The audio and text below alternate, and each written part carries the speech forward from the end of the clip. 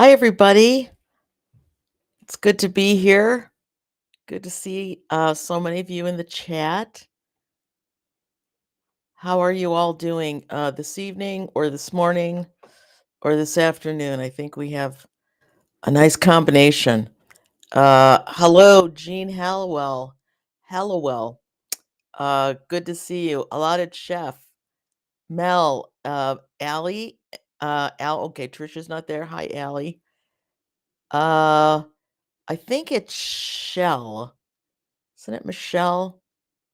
Don't I will try to get that right. Don't hold me to that. Hi, Mike. Hi, Rob. Hi, Lisa. Joe is here. Leanne. Oh, it's so nice to see you all. And Anna, thank you. Uh so here I am all by myself today. This is my first solo run since I think November. Uh but good thing it turned out quite good because we had a lot of technical difficulties this morning, so I wasn't sure this was even going to happen, but it all got worked out. So I think we're good to go. So I thought today we might talk a bit about kind of what's happening. There's so much that's been, or so many channels are starting everything right now, but I do realize it's the end of January. So part of me thought, I think maybe so I feel a little behind the eight ball now. But I got a tremendous amount started yesterday. And yeah, Mike's saying struggling to resist the urge to sow everything. That's so true. I was resisting, but now I got got my onions in, or at least part of them, because I still have packets coming. I'm trying a few new varieties this year. One is a blush onion. I think it's a cross between like a yellow onion and a red onion. So it looks more like a shallot when it's cut, but it's supposed to be wonderful.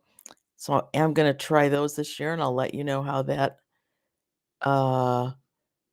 Okay, Rob's going out for football soon. Okay, well we'll enjoy you while you're here, Rob. Hi, Tracy. Locke is here. Uh, let's see. Oh, and Robin. Hi, Robin. Yeah. Uh, so this week also, I did get more winter sowing out, which just feels good because it checks it off the list. It makes you feel like you're gardening again, but you don't have to do a whole lot to keep it going. So it's one of those. Hi, Claire. Okay, you're off the pub. Did you guys win? Claire was at a pub quiz tonight, so I hope you won. Uh, Betty, hello. Okay, so I was talking about the winter sowing, and the more I get started in winter sowing, and this happens every time, is I end up, gosh, I put almost everything out there. So I'll try to. There's certain things that do better for me than others, so I'm going to try to work really hard to just do the ones that work well for me. Uh, uh, so anyway, so I got onions in yesterday. I got some lettuce in yesterday. It's not lettuce for the garden. It's lettuce that I'm just growing indoors for now because I realized. So I started some spring onions and lettuce to go with the cucumbers that I'm growing inside, just for inside. They're not going to be translated, or they're not going to be, transplanted to outside. I will start new ones for outside. But I thought, if I'm going to have cukes, it'd be nice to have some fresh salad to put those on as well. So started 4 different kinds of lettuce and 2 different kinds of spring onions. So we'll be excited to see when those come up. I also started my sweet potatoes for sweet potato slip production. Might be a little late with those, but I don't usually put sweet potato slips out in my garden until late May because they really like it. They like it really warm. So I work very hard not to get those babies out sooner than I need to. And this year, I think I'm going to grow those. I have very large or very tall raised beds in the back of my garage. Two beds that are 4 by 24. And I'm going to grow the sweet potatoes so they fall down the side of that bed. So maybe my neighbors will get a pretty foliage covered wall and not just a wooden raised bed to look at all summer, and maybe throw some flowers in there as well.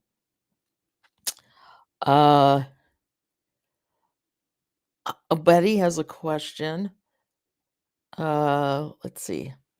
How do you do your indoor gardening? Soil khaki or DWC? Not sure what you mean by DWC, but I do it. If it's microgreens, I do them on hemp mats. And if it's just growing lettuce and growing these cucumbers, I just do it in soil. Absolutely. Yeah, so it kind of, it's nice to have something new and fresh and growing anyway, right? I have a beautiful tray of uh, sweet pea, not sweet pea microgreens going, and they're doing so beautiful. I can't wait to start harvesting those a little bit. I tend to grow those too, not as tightly compacted as some of the other microgreens because they're so lush and they can. I find that they can. Oh, okay. Okay, just I find that they can begin to mold easier because they're so tight. So I really try to make those a little more sparing, more sparse as I grow them. Okay, Betty's saying that the DWC is deep water culture. Okay. Okay, so it's kind of like hydroponics, obviously. Yeah. Okay. Yeah, no, I haven't gotten into that much. And my growing space is kind of behind me. I don't know if you can kind of see if I duck my head down. I've got four shelves, 4 by 8 that have grow lights, and I try to limit. I'm going to say try. I try to limit things to that space before I can get things outside. Doesn't work, but I try really every year, and we'll see if there's ever a year that I can actually do that. Let me think what else I had going on. Oh, outside, I started Cosmos, Alyssum, and Echinacea. Those were the 3 for this week. And yeah, very excited that those are out there. And now it looks almost a little warm outside. I'm sure it's not. I'm hoping everybody's temps are not as okay, so we're 4 Celsius right now. I changed my temp thing to reflect Celsius just because of the lives here, so that I'm speaking more of a universal language on the whole temperature thing. Although actually, is all of Europe uh, and like New Zealand and Australia, are they all in Celsius? Maybe they are. Or maybe, yeah, I know they're not all left-handed. No, we're left-handed drivers. They're not all right-handed driving. Never mind. My mind went to different places. I was also thinking today, maybe because I'm by myself. If you all had any questions for me, if there's anything that you had been wondering, and just wanted to get Oh, okay, Betty, thank you. We're the only Fahrenheit. So Celsius is a much more that's what I was thinking, it's more universal. It sure is. Um, yeah, if y'all just had any questions for me personally, we'll give those a shot too. Um, so I think onions are kind of one of the only things that maybe time to get those going, but I still think we have plenty of time. I am looking at my list of things, and I realize I've got to get my seeds. I've picked everything out that I'm going to grow this year, but I think I want to organize them in order of when they need to be sown so that every week is not um, the difficult tasks of looking through everything and seeing what I've got to find. So what else was I thinking for today? Uh, hmm.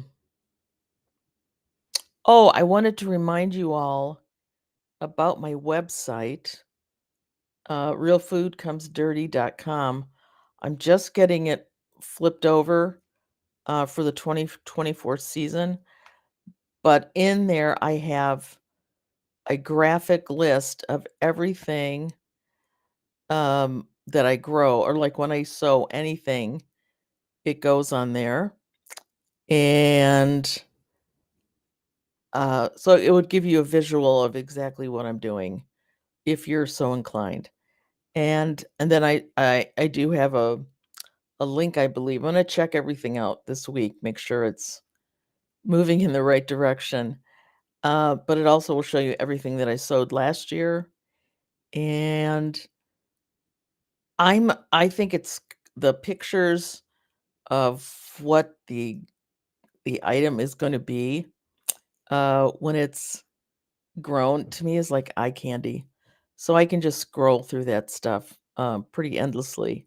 So if you like that, please go over and check it out. I have some recipes, very few. I'm going to get that also pulled up to date quickly. I work for a lot of other websites. I need to pay a little more attention to my own. So I'm revamping just a few things. But I really just want it to be a resource for all of us. Oh, Nancy, yes. Yes, that it's kind of the point of having that website. She's hoping I'll post some tips for dehydrating and also recipes. Yes. Yes. Yes. So I'm trying to get and I might just do it I want to do like how do I store certain vegetables? Do I can them? Do I dehydrate them? Do I just freeze them? Or is it one of those things that you know what, you just need to eat this when it's in season? But yeah, so I do a lot of canning, a lot of dehydrating, and a lot of freezing. So I've gone through, and if you go to the website, you'll see that I have it one part that it's by the produce. Um, and I want to have on there growing tips, um, how I grow, what I've learned about it, how do I harvest it and preserve it, or here's like 3 recipes or 4 recipes of how I use it just kind of fresh. So, yeah, I have big plans in my head. I don't have more than one. And uh, so I need to just get on that and get that finished. If it was for one of my clients, it would already be done, but I've got to treat myself, I think, or you guys as a client, and just buckle up and get it done. So yeah, I'm hoping that will be a great resource because again, I don't know if think I've shared this on a live with you. I'm really trying to work backwards from my garden and how I'm even beginning it this year, that I want to kind of start with the end in mind, and even how I'm preserving the item before I even grow it, or what I'm going to cook with it, what I'm going to do with it before I even grow, so that when I get a glut, let's say, of winter squash, well, that's not probably not a good one, glut of carrots. Okay, what am I, so that I'm not overwhelmed. Sometimes when you just start harvesting and you have all this beautiful produce, there is a moment of, I find like my chest clutches a little bit like, oh my goodness, I'm gonna have to do a lot with this, and I'm gonna have to do it sooner than later if I want to preserve it. So, how do I store it if I'm just gonna store it for later use? All those things. So I've got my list, and I'm gonna jam through it. So and I'll keep you posted on what when that gets a little more user friendly, right? Let's see. We have a question here from Papa Patch. Pickling and fermentation. Any tips for best produce to use? Uh, I pickle a lot of things because I just happen to, we both kind of, my husband and I both kind of like that tart. So I pickle onions, I pickle carrots, radishes, obviously cucumbers. I'm currently working on a fermentation of hot peppers for hot sauce. I also ferment cabbages for sauerkraut and for kimchi, which I really enjoy. And off the top of my head, let me think what else I pickle or ferment. Uh, yeah, hot sauce, I gotta tell you, is oh no, I have never pickled garlic. Robin, you are like this incredible resource. Uh, I have never tried pickled garlic. I have fermented garlic in honey, which is out of this world. Um, oh yeah, Rob, pickled carrots, phenomenal. And I think any kind of root, I can't imagine that a root vegetable would not be good pickled. I think it's like, I mean, pickled beets, those taste good. Not my favorite way to deal with beets, but I enjoy them. So yeah, I would say, and recipes. Okay, like I said, I'm gonna have this stuff on my website really soon because it's just time to buckle in and get it done, because it's so much easier even if you can just reference something. Doesn't mean you have to do it exactly the same, but it's like a good reference just to get you going. Uh, but oh my goodness, Robin, I'm gonna have to try and pickling some garlic. Do you slice it or do you pickle it whole? Wow, that never thought of that one. Okay. So yeah, I think there's so many ways, and I'm trying to see if there's a way that I can, even aside from comments on the hi Angela, aside from comments on like the recipes, well maybe that's the just the slickest way to do it. Uh I was thinking maybe if we had a like a forum or something, but I don't think that might work out so well. So wait, I'll think about that. Uh let's see, we have another. Oh, I'm gonna do that, Robin. That I still have some preserved garlic from last year. I think I might even try that. When you make a hot sauce, do you use Do you then use a canning technique for I don't. If it is fermented uh, properly, it's pretty much shelf stable.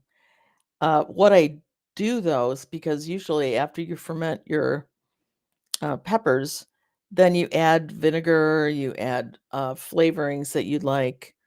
Um, but after all that is is done, I put it in the freezer for a while just so it stops the fermentation of any kind because if you have a fermentation, even if it's slowed down and you had it in the refrigerator, say, or it's in the cupboard, it can still ferment a bit. It'll just slow it way down. But if you freeze it, you essentially kind of kill the fermenting bacteria that's in there, so that you don't just keep. Because I like mango or peach or some fruit in with my hot sauces just to balance them a little. I'm more interested in flavor as well. But I like flavor more than heat. Um, but I still want some heat coming through the fruit flavor. So anyway, I and there's some great resources on here's my one thing with canning and fermenting and preserving of every kind. I want it to be healthy. Not healthy like there's no sugar in it. Healthy like there's no botulism in it, and there's nothing that's going to make you ill from it. So I follow a lot of uh, really good books that are written by people who have really done their research. So I don't take a lot of liberties on that, other than maybe switching one fruit for another, that kind of thing. Rob's wondering what vinegar I use. Well, it kind of depends on what I'm fermenting or pickling. If I'm just doing like a quick refrigerator pickle, I will probably use white wine vinegar just because that's a flavor that I find uh, less rough. Um, apple cider, it just has a really strong, I find that one of the stronger vinegars, but I know it's also incredibly good for you. But yeah, white wine or red wine, depending on what it is that's being pickled. Um, okay, this is from Locke. Will you be buying your cabbage for fermenting? I heard you no longer have cabbage seeds. Okay, I might have exaggerated on that point. I am going to grow some cabbage early in the season, before the white cabbage. So I'm going to get it out probably end of March, early April, and see if I can grow any before all of the white fly, white cabbage butterflies come in and just destroy it. That's what I'm not going to fight that this year. And I guess if that doesn't happen, then I probably will be buying my cabbage for fermenting. I also found this really cool red cabbage that's an Asian cabbage, but it's much thinner and then kind of poofs out at the top. So it's kind of Napa cabbagey. Um, and I'm really hoping to get that in early and see if we can do it, because at that point I'll be happy to ferment it and keep it. I always think red cabbage just makes a really wonderful kimchi. So yeah, I'm gonna try that. Uh okay, Rob's off to watch the game. I hope I hope whoever you're rooting for has a good game. It was very sad this week. The Detroit Lions, uh, American football, made it to the NFC final, and they lost by 3 points. And this was the first year they had been anywhere near a final in about 57 years. So the city was uh, excited, and yeah, it was wonderful, but they didn't quite make it because the next if they'd won that, they were going to the Super Bowl. And that's kind of the big deal over here. So maybe next year, I think we sure have a chance. So let's see. I'm a little behind here. Oh, don't say that, Robin. Robin's saying she saw cabbage whites as early as May. Well, I'm hoping my husband uh, will build me a few really portable covers, not big ones, because I'm just not gonna put a lot of. I'm not gonna be putting in much cabbage, and just so that I can get a few heads, uh, get some things fermented, and call it a day. Um, what else did I see? I saw something else. Uh,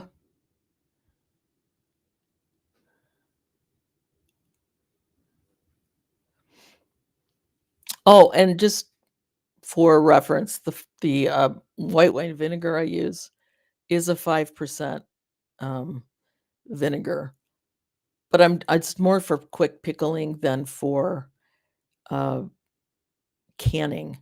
I'm much more worried about the canning process. Oh, Nancy, thanks. That was so nice. Uh, yeah. And I'm a fair weather fan, and I'll say that all day long. I'm not necessarily a lover of football, but I'm thinking all these people who have, I mean, these Lions fans are the most. It's kind of like the Chicago Cubs. If you're familiar with some of our sports teams that notoriously underachieve, Detroit Lions have always been that. So I was more excited for those. Like my son, he's like Honolulu Blue all day long. So I was hoping for people like him and for some of these diehards that they got a win under their belt. So here's the thing: there is always next year. So we will hope.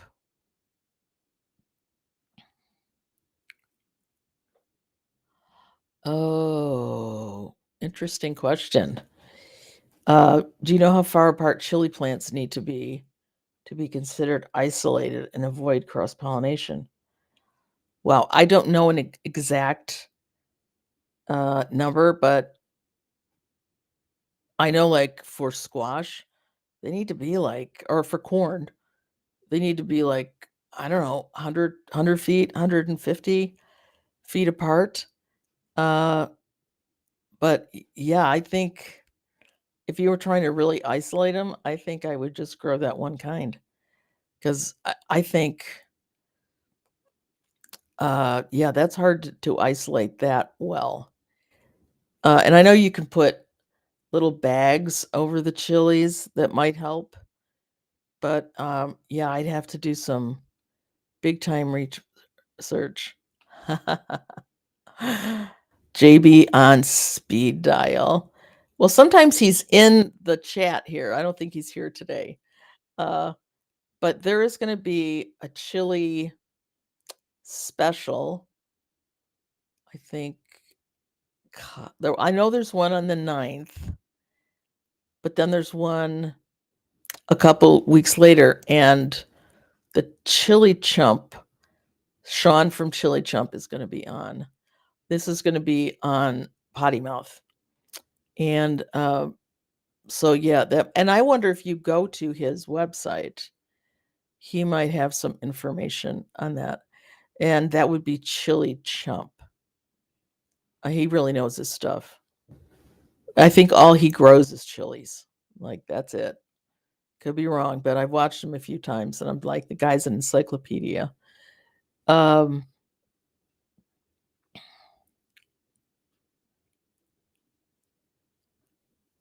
yeah, Kansas City. Okay.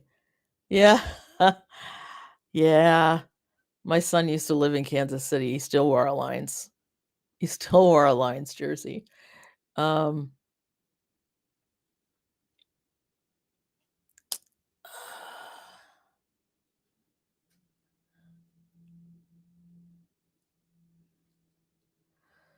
let me see what else I have here.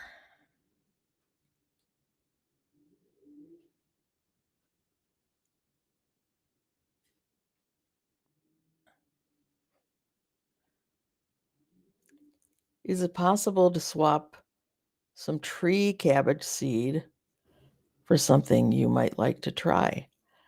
Uh, I did you ask me that? I think on a comment. Um, because I think I asked you just to email me, and I thought we could work it out because I know I have some tree cabbage seeds somewhere. But I imagine all of these lovely UK people in the audience know a whole lot more even about tree cabbage than I do. But I do believe I was sent some tree cabbage seed by Claire. So let's see. Okay, so how do we get there? Uh, oh, we were talking about the website. Okay. Yeah. So I'm just going to say, make sure that whatever resource or words of wisdom you're following, that that people have done their research. And I try to stick with, if I'm canning, I try to stick with the ball canning cookbooks, or there's the National Center for Home Canning, and it's a huge book, and it talks you through everything. Uh, but I like to follow some guidelines when we're doing this, because nobody wants even a light case of botulism, right?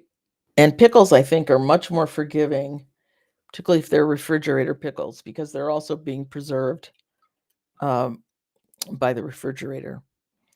So, and I'm going to do it in the order of when these things typically come in, but I want to get ahead of the curve. So, yeah, Ball is, I mean, that's their thing. They produce canning jars and canning lids, so their recipes are all very well tested, and I've never had any issues with them. Okay, let's see.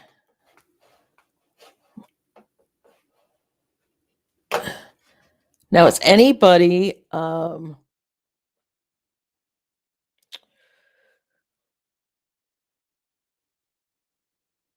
starting, or not starting, thinking of growing flowers that they've never grown before?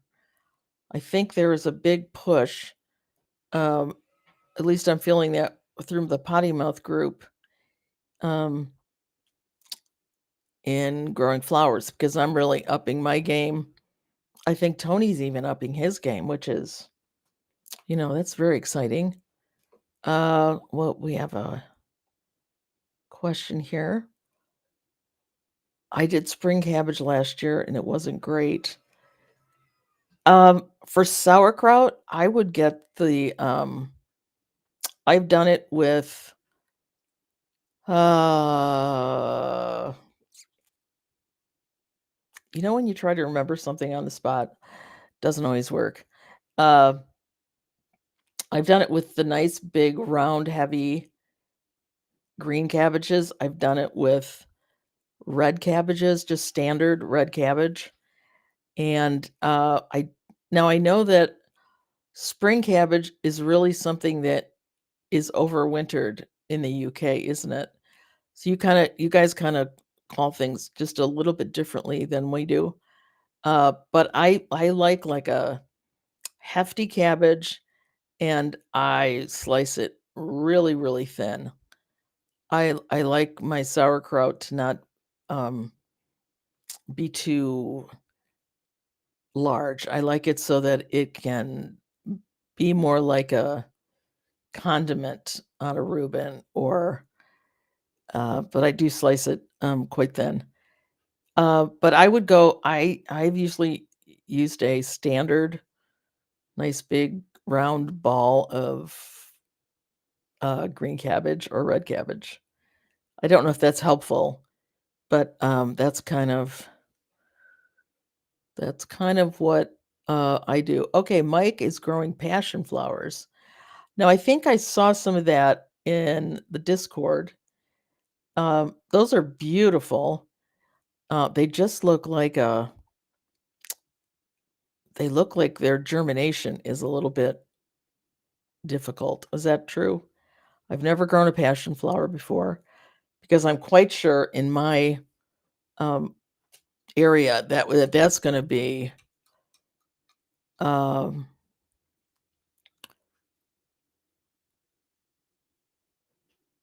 I just lost my train of thought. I was reading a comment. I apologize.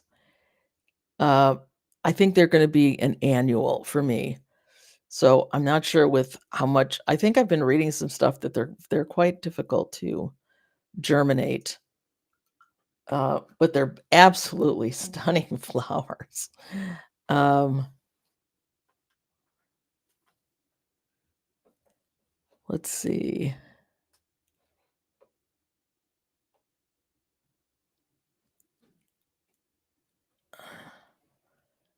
Oh, nice. Trying to get some flowers going for our opening day to sell to the public. Lovely. Uh, okay, Robin is starting some new flowers this year. Scarlet peony poppy, black prince, and bronze cherry snapdragons, and delphinium, which I am a failure at in the past. Well, I this year I'm gonna get snapdragons like I've never had before. Don't know how I'm gonna all do that, but I sure am gonna try because those for me, they come up and they're at about I don't even think they make it to half an inch, and then they just stop. They don't even if I, you know, prick them out or if I cut off the other ones that aren't so I just leave one, uh, they're not my so something I'm doing, they do not.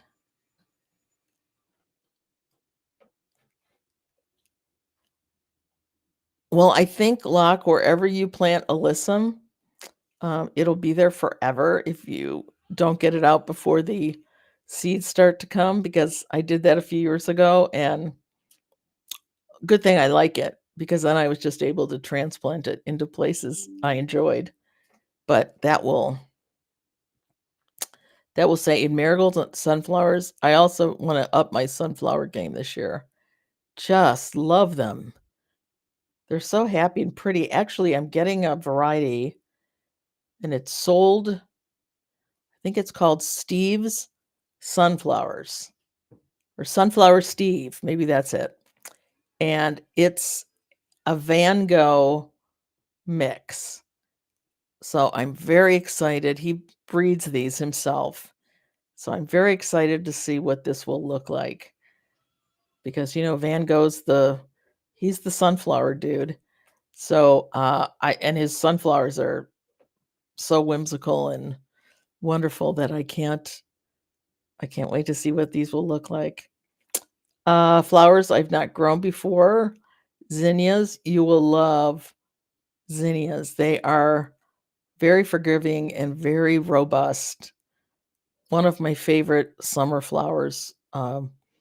Delphinium, hollyhock, alyssum, lupine, and borage, plus 24 dahlias. Wow. Okay, you're gonna have a beautiful, display of flowers. Beautiful. And Nancy, what are her new flowers? Those straw flowers, allium bulbs, beautiful. Crocus bulbs, bee balm, sweet pea. Mm, mm, that sounds beautiful. Also on Potty Mouth Monday night, we're having a flower special. So, don't forget to tune in for that on, Potty Mouth Gardening Club channel. Uh, and Lisa is doing broccoli, onions, and lettuce. Now, are those in already? Have you started those, or that's just on your list?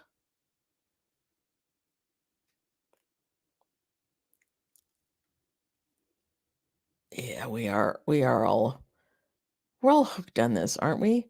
It's like, I don't know. Oh, that's the other thing on the website. I'm gonna add a flowers section, not just produce, because I think flowers are equally important and equally as beautiful as produce. So, gonna add those on as well. So, need to get going on that. Okay, so it looks like we're gonna have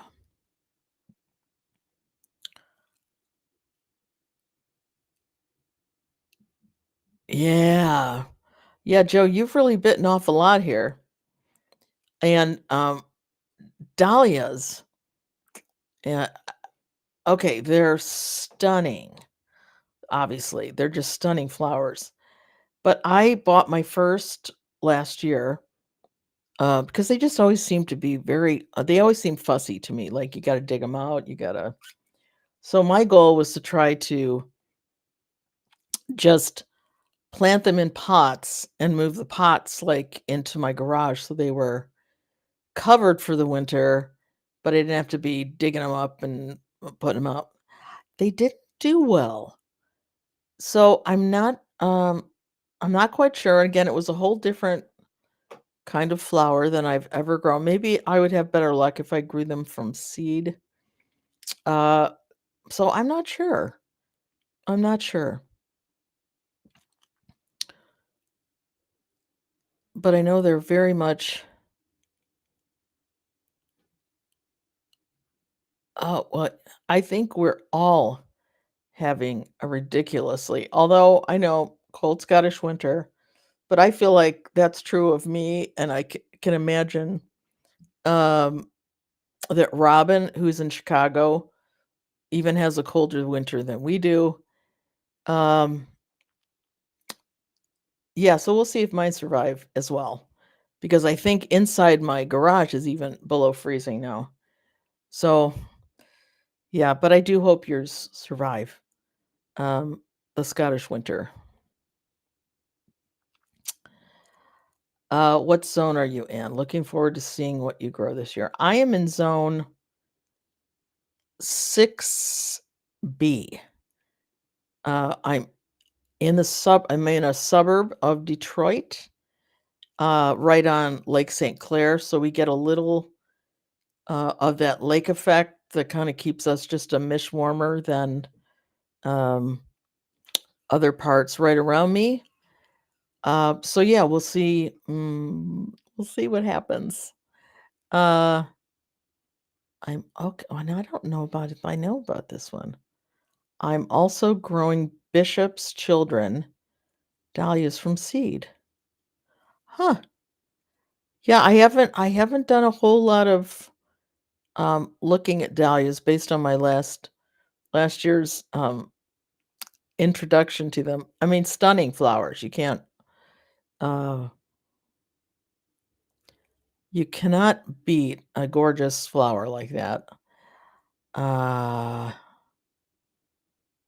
oh yeah. And those seeds, have you ever, the nasturtium seeds you can pickle or treat like they're a caper.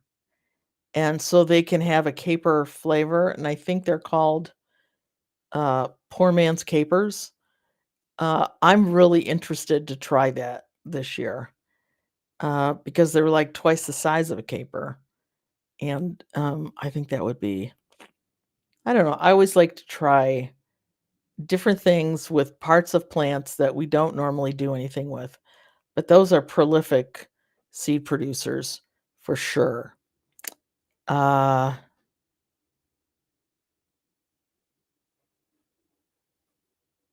oh, yeah. Yeah, I saw, like, my tulips and stuff were coming up a little bit because we had a couple warm days, and by warm, I'm thinking we were mid-40s maybe, and now it's, going back down into a little deeper freeze, and they don't usually come up this early. So I was feeling the same thing. And, we just gotta go. This crazy weather is, I think, gonna be more the norm than, "Oh, we've had a weird winter." I think we're gonna have weird winters, and we just kinda need to figure out how to survive them or buy, like, tubers and bulbs and things that might, uh, work in a zone lower than us just to be on the safe side, so that if these crazy winters do continue, again, which I think on some level they are, that the stuff will still come up in the spring at the right time.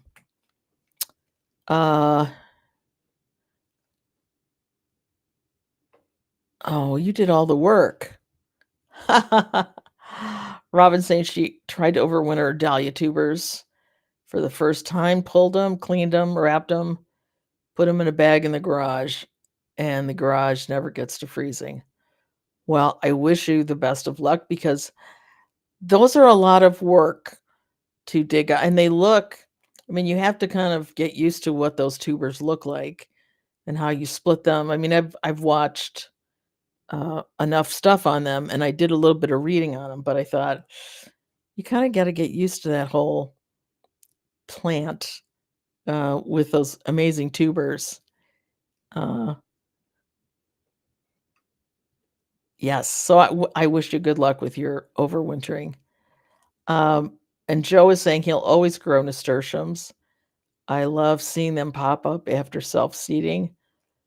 But as for eating, I just can't get over that nasturtium taste spell. Now, have you tried the seed? Because, from what I understand, they don't taste anything like the leaf or the flower. I guess I'll let you know this year because I am gonna try pickling some like, a caper, and we'll see what they see what they taste like. Maybe I'll do a live tasting, that might be fun, right? 'Cause I know the flowers are a little they're not just a little bitter, because I like bitter things in my salads, just I think it makes it more interesting, but I wasn't a fan of that, but I will use those on as, like, a decoration if I have a charcuterie board or something, just in case somebody picks it up and eats it. I never wanna put something on those that aren't edible, but I'm not sure they're the most enjoyable tasting, but they are so pretty, aren't they? And I actually am growing a rose bush. I just ordered a rose bush, and that is how I actually got into gardening, from the beginning. My grandfather, who lived in Glasgow, his entire front yard was roses, and I'd never met him. He passed before I was born, but when we bought our first home, I thought, "I'm gonna start growing roses." Like, surely that's I can do that, and so that's all I did was grow tea roses, and then, in our second home, I discovered, uh, shrub roses or grandiflora roses and the old rose scent. Never grew a tea rose again. I mean, tea roses are beautiful, kind of stunning, but you can never match that old rose scent. I mean, oh my word. So I bought a David Austin old rose for a spot in the garden. And I thought, and it's like it'll get like 5 feet tall, 3 feet wide. And I thought, perfect for the location that I want to put it in. And will happily snip some of those blooms and bring them in just to enjoy the scent. Oh my word, nothing like an old rose. Um, so I was thinking about that the other day, and I thought, why don't I have a rose in my garden? So thank goodness for the internet and the David Austin website, and I got one really quick. Although I got to tell you, it's the first time I think I've ever ordered a rose without seeing it or smelling it. But then I got some great feedback from the Potty Mouth group that two of our gardeners, like, they always have that rose in their garden, the exact same variety that I bought. So I was very pleased and they loved it. So I guess their descriptions on the website were great. Oh, we've got a couple people here who don't lift their dahlias. So I'm just going to ask, Dave, are you in New Jersey, or am I reading too much into your name there? I think it depends a lot probably on how wet your winters are, because isn't rotting the big issue with dahlia bulbs or dahlia tubers that you look at that. We got another, like, cover the bed with straw and fleece it over the winter. That to me would make dahlias a whole lot more appealing to me. uh oh, Jean. Uh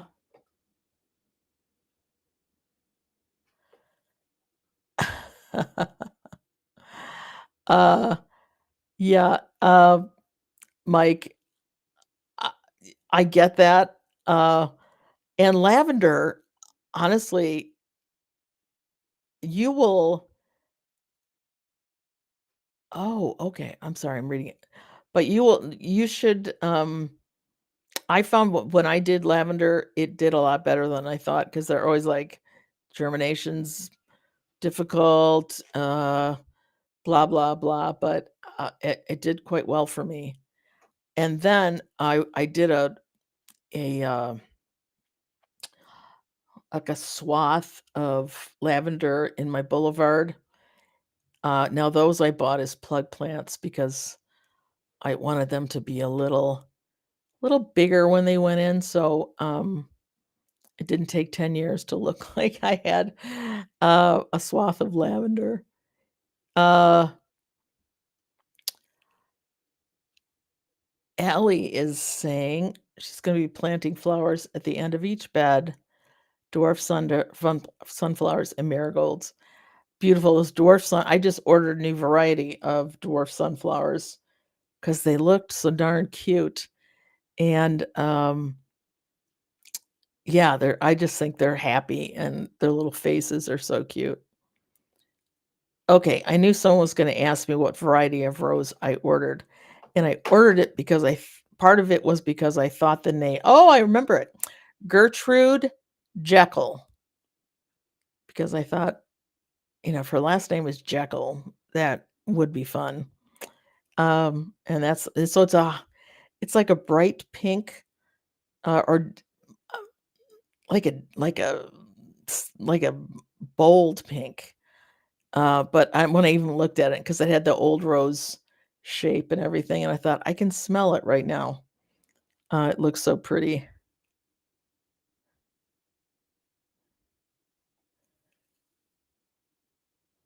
Jersey Channel Islands 10A. Okay, so you're not in New Jersey. I got that. Okay, so 10A, that's a pretty warm climate there. Nice. Uh, so I also imagine you just get certain seasons that are, a little bit more rainy than others. Um Oh, hi, Steve. Glad you're here. Uh, yeah, Robin is saying the Chicago Botanic Garden has a tight walkway of smelly roses and alyssum. Yeah, I just and I'm hoping where I'm gonna plant it, um, in the garden, that when we're back there working on our tomatoes and all those other things, that it'll just be like a nice breeze going by with this incredible scent. Uh, let's see, I'm a little behind here. Maybe I'm a lot behind. Um,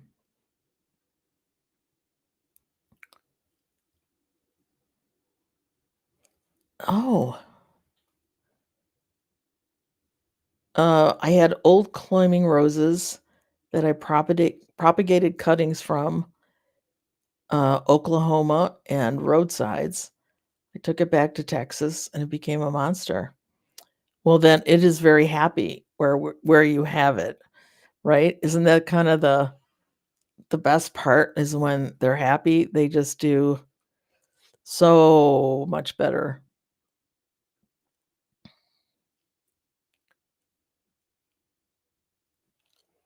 Oh, this is, Steve, and he has a rambling rose I used to have in my old home called Felicity or Perpetu. Oh, I can see that my rose game is gonna be getting up as soon as this Gertrude shows up.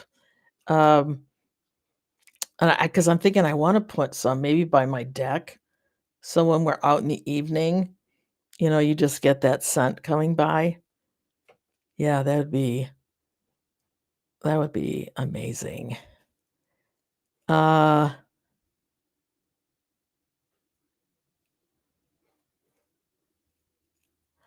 now I have mixed thoughts about this. Um, that sunflowers can seriously stunt the growth of other veg in the same bed. Um, I have heard that. Now, this year, I've also heard that sunflowers are really good for kind of cleaning the soil. And I don't mean like cleaning, but I think it has a way, if you're trying to restore soil into better conditions, uh, you can grow sunflowers. And I have a bed of tomatoes. Well, it's where I grow my tomatoes almost every year, at least my indeterminate ones. And I'm filling it this year with only sunflowers because I want to see if there's any truth in that because my tomatoes have been struggling a little bit the last few years. And I want to see if we can rebuild the soil. I planted cover crop of red clover for overwinter, and that has died back. So I think let's grow these sunflowers, see if we can get something going there. But I have planted sunflowers in and among things for years and years and years and have not noticed that it stunted or hurt my vegetables or other flowers that were in the beds. Um, so I that was one of those things I really want to do some kind of research on. Um, and I know uh, Tony had put some in to a bed, and it didn't. Whatever else was in there did not grow well. So, I don't know if that's an antidote or uh, I think that's worth really looking into though, because I've heard that from several places. And the last thing you want to do is try to get all this naturalized together because I'm a firm believer in put your flowers right in with your produce, kind of do more of a potager style garden. but you don't wanna do that if you're, you know, planting things with it that are not going to enhance it. So,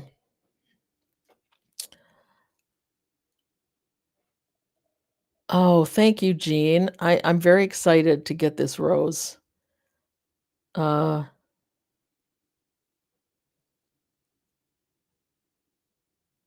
don't you love the names of these roses, though?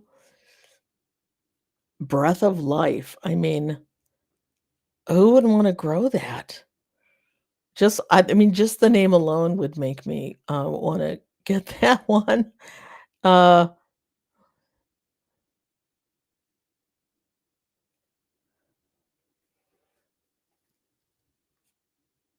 okay, Leanne saying, "Yes, sunflowers will take some of the nasty stuff out of soil, I've heard.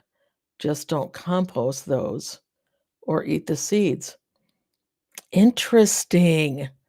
I really gotta I have to do some research on this. Um,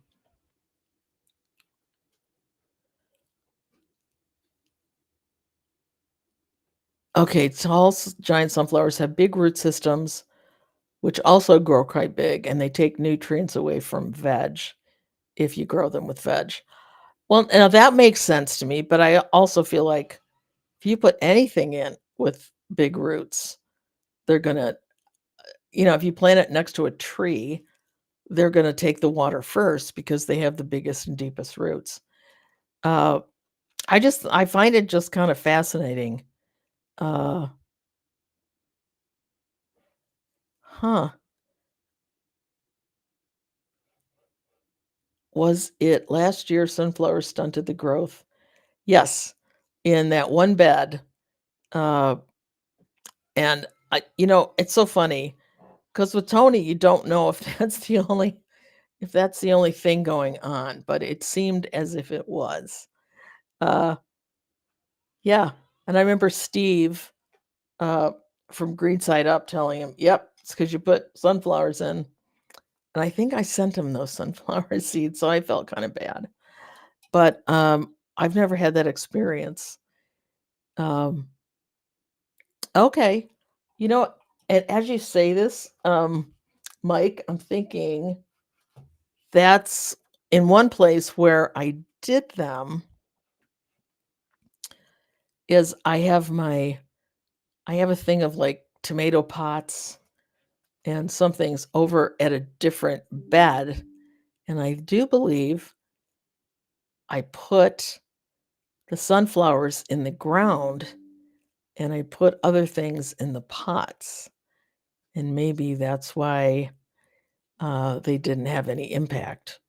I'm just very curious now.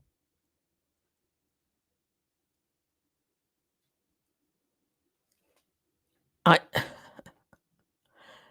Oh, what did I do there? I pushed something incorrectly.